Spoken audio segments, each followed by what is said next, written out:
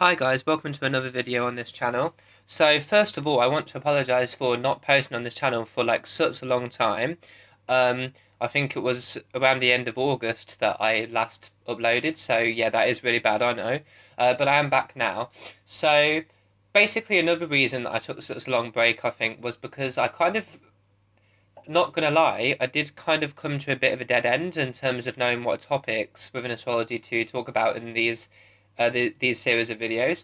So I think that's another reason that contributed to me taking such a long break off of YouTube. But I am back now. So basically, I don't know if this idea is that good because, as I say, I am a bit of a dead end right now in terms of what topics to talk about. So anyone who might possibly have any suggestions, please let me know. Um, I'll be asking around my friends and family too, see if they have any ideas. Um, but this video, as I say, because I'm a bit stuck on topics to talk about in astrology at the moment, I'm not sure how this topic will go down, how much of a good idea it is.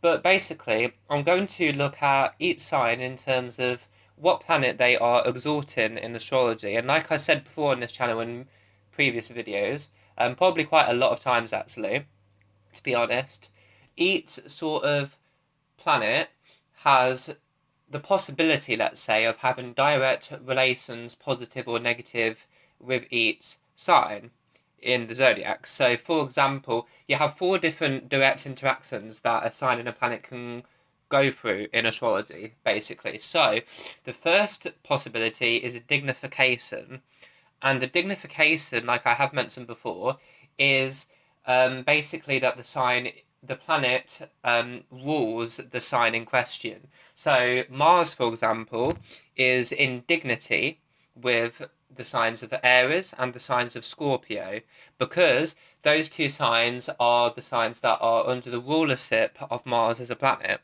So a dignification basically is any sign that is ruled by the planet in question. So, for example, Mars is dignifying in Aries and Scorpio.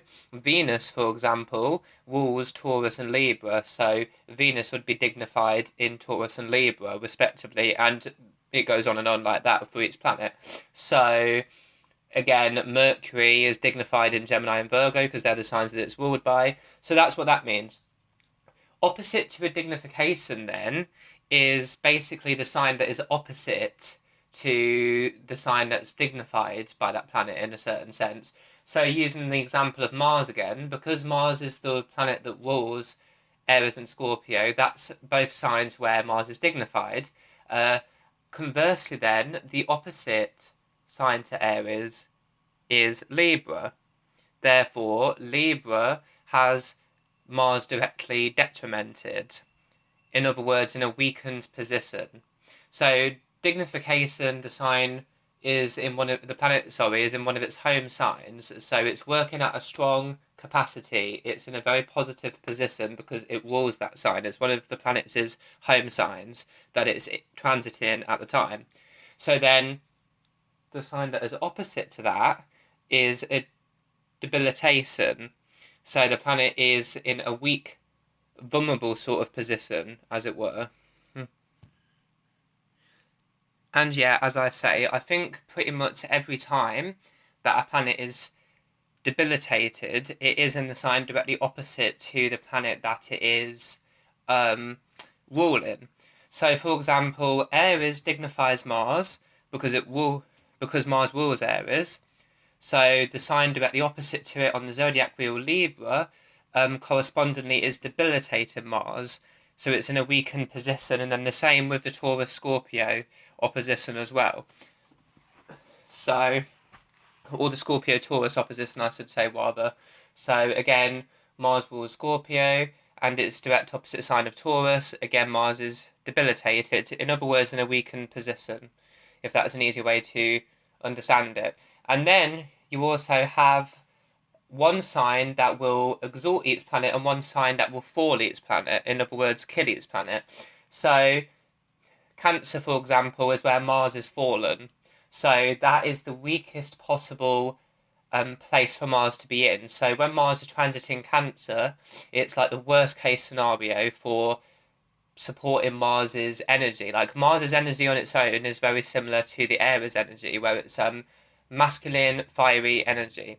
So to have it in the cardinal water sign of Cancer, that is Mars's weakest position. So Mars is working at its lowest strength, its lowest capacity in Cancer, and then correspondingly, each planet that's in its fall is in its weakest position. So Venus falls in Virgo, so Virgo would be the weakest possible position for Venus, as another example. So Pisces for Mercury is another example of a planet in its fall, in its weakest possible position. So it's basically the same as a debilitation, but it's more extreme. So a debilitation will weaken the planet's energy type, and then when it's fallen, it will weaken it further to the point where it's very, very weak, low capacity. And then exaltation is the opposite. So exaltation is basically the same as a dignification in that it's a really positive place for the planet to be in. So the sign is like strengthening the planet's natural energy, but again, it's stronger. So exaltation is the best possible place for the planet to be in. So out of all the signs in the zodiac, the sign that exalts each planet, that planet is in its best possible position for strength and energy, opposite to the sign where the planet's fallen, where it's in its worst possible position for energy and strength. So that hopefully that like made some sense. So basically, I'm going to look in this video about the sign where each planet is exalted, or in other words, what sign exalts each planet. And that would basically, on a more personal level, in relationships especially, it would kind of indicate what each sign adores in life. And that's indicated by the area of life that each planet, if you like, presides over. So, first of all, Mars. Now, the planet Mars is exalted in the sign of Capricorn. So, you could take this to mean that Capricorn, on a more personal level, Capricorn's like all of the areas of life that Mars would traditionally stand for or represent. So, and it does work in the real world. So, if you think of Capricorn, the stereotypical, especially for people with a Capricorn sun, um, in other words, they're born in January, end of December time under Capricorn sun season. These people, common traits that they will share, stereotypically, of course, is that Capricorns like work. They like, because they're also the cardinal earth sign, they're very professional, they're very strict, they're very grounded, very responsible. And this is because they're ruled by the planet Saturn, which signifies all those things, and that's dignified in their sign. But also, Capricorns have a very strong work ethic. They're very energetic, they're very determined, they don't really get tired very often. And these more subtle traits, but still noticeable in Capricorn people, is represented because they've got Mars working in a strong position. So Capricorn exalting Mars, which it does directly in astrology, means that technically Capricorn will adore Mars. So this could be taken to mean that Capricorn will be attracted to Aries and Scorpio. Now, the thing with Capricorn and Aries is it's not as smooth running as Capricorn and Scorpio, because Capricorn is the cardinal earth sign, and they're in a square to Aries, which is the cardinal fire sign, and they're also cardinal for elements that are traditionally not compatible with each other, like fire and earth traditionally are not the best for compatibility with each other. Um, so because of that, they're in a square and in elements that don't really work that well together. So they probably would struggle to get on quite well. They would probably argue and butt heads quite a lot, especially because they're both headstrong, powerful signs on their own. But Capricorn technically would still be attracted to Aries because they do like Mars, because they're exalting Mars. And then Scorpio is probably going to get on with Capricorn better than Aries would, because they're not squaring each other, and they're also water and earth, which are more compatible elements with each other. Um, but yeah, so technically Capricorn's exalting Mars, so I guess you could say they like what Mars represents, like what areas of life Mars would traditionally represent, stereotypically. So Venus then, Venus is exalted in Pisces. So in other words, Pisces would adore the areas of life that Venus will stand for traditionally. So love, harmony, relationships in general, peace, sensorial pleasures. Basically, Taurus and Libra are the two signs that are ruled by Venus. So if you think about it in that sense, Pisces exalts their ruler. So they will technically adore the areas of life that is represented by Venus. So if you think Taurus and Libra, both of them represent the different sides of Venus, both different sides of Venus, Pisces is attracted to that. And another thing that works with all of these exaltations is that, of course, the sign which is directly exalting the planet is going to have a certain adoration for the qualities of life that are represented by that planet, but also the signs that are ruled by that planet, in other words, the signs that dignify the planet, are also going to usually be attracted as well, mutually, to mutual attraction toward the sign who is exalting the planet. So, of course, if you think about it, if Taurus and Libra are ruled by Venus, which they both are, they would surely be attracted to the sign which is strengthening their planet's natural ruler. So, obviously, Taurus and Libra, they're ruled by Venus, so they love Venus. So, the sign that is strengthening the Venus energy even more, they're surely going to want to be attracted to, because their planet is being strengthened stronger than its natural energy type is by the sign that's exalting them. So it's a mutual attraction. Basically, the sign that's directly exalting each planet obviously likes the areas of life signified by that planet, or that planet would signify, but mutually, the signs ruled by that planet are also going to be attracted to the sign that's exalting their planet, because of course they want their planet to be even further strengthened. So that would be good for relationships, technically. So just thought I'd clear that up as well. It's not just the sign that's exalting the planet that likes what the planet represents. Of course, there's also attraction with the signs that dignify the planet are also going to look for their planet to be strengthened even further. Therefore, they would be attracted to the sign that's exalting their ruler. So Mercury then. Now, Mercury is exalted in Virgo. And now this is quite an interesting one because Virgo is one of the home signs for Mercury. So it dignifies Mercury, but it also exalts Mercury as well at the same time. And then you have Gemini, which also dignifies Mercury because it's Mercury's other home sign. But the exaltation as well as the dignification actually comes from Virgo. So that's one of the rare cases where one sign can do both a dignification and an exaltation. So, in other words, Virgo adores everything Mercury represents, and that's strengthened even further by the fact that they are also one of the home signs that dignifies Mercury's energy type as well. So, next you have the Moon, and the Moon is exalted in Taurus, actually. So, I think I'll just quickly go through all of these because it kind of, if you've watched other videos on the channel, you probably will kind of have a brief understanding of what I'm touching on already, sort of thing. So I don't want to go into too much detail on it because I'll feel like I'm just being repetitive if I do that. So yeah, Taurus does exalt the Moon. So they give value to everything the Moon represents. So they like emotion, they like deep committed relationships with other people, which you can clearly see with most Taurus Sun people. So that's that. The Sun is actually exalted in Aries. So Aries would adore the Sun's energy. And then you have Pluto. And Pluto, of course, it's dignified in Scorpio because that's the only sign that it actually rules. But it's actually exalted in Leo, and most people actually don't know this. Leo is actually the sign that is exalting Pluto. But if you think about it more closely, I'll just go into further detail about this because this, I think, is less well known, so it needs some further explanation. Just a second. Basically, Leo, we all know Leo, some people, they can be quite, like, all about themselves. They're quite egocentric sometimes. They do kind of like themselves more than everyone else. Just a stereotype. Don't come at me, Leos, because I know not every Leo's like this. Of course they're not. But this is just a general trend.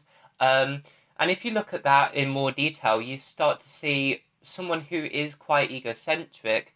Why would they not want to control other people? They would, wouldn't they? They would want, logically, if you think about it, people who give themselves a lot of self-importance and ego, and they kind of like themselves, they want to be the boss, they want to lead everyone else, so of course they would want to have control over people, and Pluto as a planet does basically represent power and control.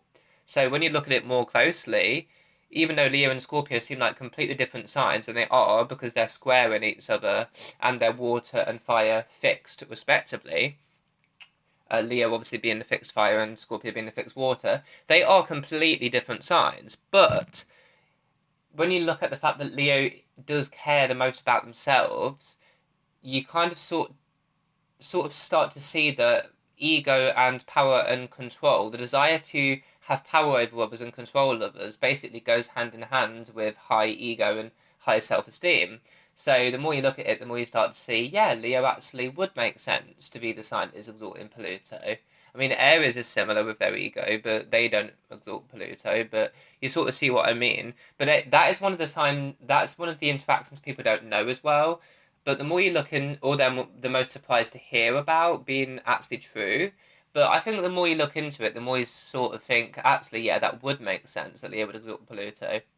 Next up, then, you have Jupiter is exalted, actually. Jupiter is exalted in Cancer, actually. So I guess that kind of would also make sense because Cancer, they're ruled by the moon. They're quite emotional, they're quite moody, and because of that, their mood swings that can make them quite dark and depressive at times. So it would make sense that they would seek out the signs ruled by Jupiter, namely Sagittarius and Pisces, to strengthen their, heighten their mood. Like when they've got one of their mood swings and they're on their down cycle because of the moon and they're feeling depressed, of course they want signs that are highly optimistic to lift their spirits back up again and make their mood better, of course. So when you look at it in that way, that's when it makes sense that Cancer would seek out Jupiter. Saturn is actually exalted in Libra, and again, this surprises people quite a lot. But when you think about it, Libra, they are all about fair give and take dynamics in relationships, mainly romantic relationships. So thinking about it in that way, obviously they're ruled by Venus, so they love beauty, peace, and harmony. But because they're the air side of Venus, it's less of a physical manifestation and more of a spiritual manifestation or an intellectual manifestation. Whereas Taurus is the physical manifestation of Venus more so. So, because Libra's the more sort of spiritual, interpersonal, logical sort of manifestation of Venus, they want peace and harmony in relationships. But if you think about it, they would have to be very serious, which is strong Saturn energy, in order to have fair give and take dynamics in relationships be such an important thing to them in their life. That would make sense that they would place a lot of value on serious responsibility, which is Saturn.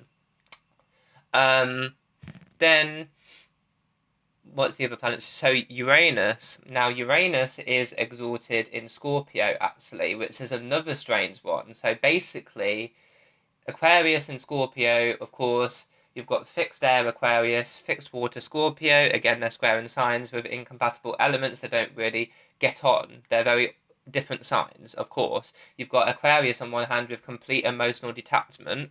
On the other hand, you've got Scorpio who is so intimate that they reject their emotions, but they're so intimate that they kind of nothing's ever good enough for them in an intimate relationship or close enough for them in that sense.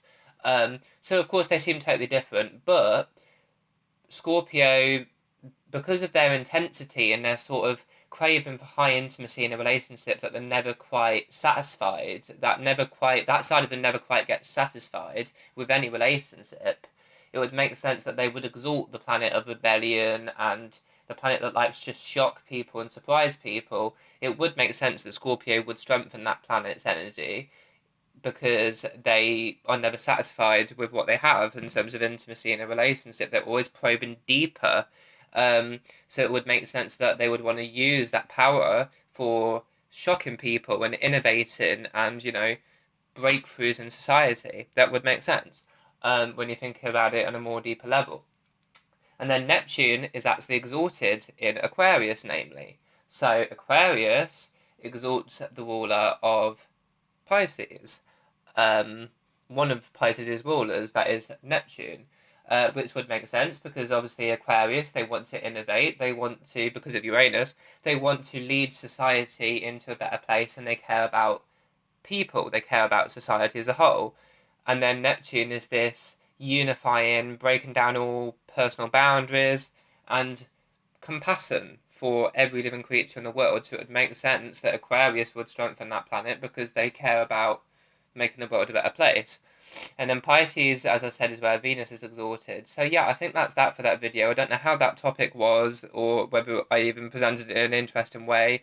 I've been a bit out of practice with this YouTube uploading, obviously. It's been a long time. So I'm just getting back into it. Hopefully it wasn't too boring of a video, and hopefully the topic was interesting to at least a few of you, so that, it wasn't just a waste of a video, but I enjoyed talking about it, so it's not, in my opinion. But yeah, hopefully you actually found that interesting and that I explained it in a way that you could understand it. I do feel like today I'm kind of struggling to explain things really, really clearly, but hopefully that didn't come through too much in the video in terms of my quality of explaining. I'll try to, improve that again as I get more into this YouTube grind again. So yeah, anyone who did listen to all this, thank you so much, and thanks for coming back to this channel, and I'll see you soon.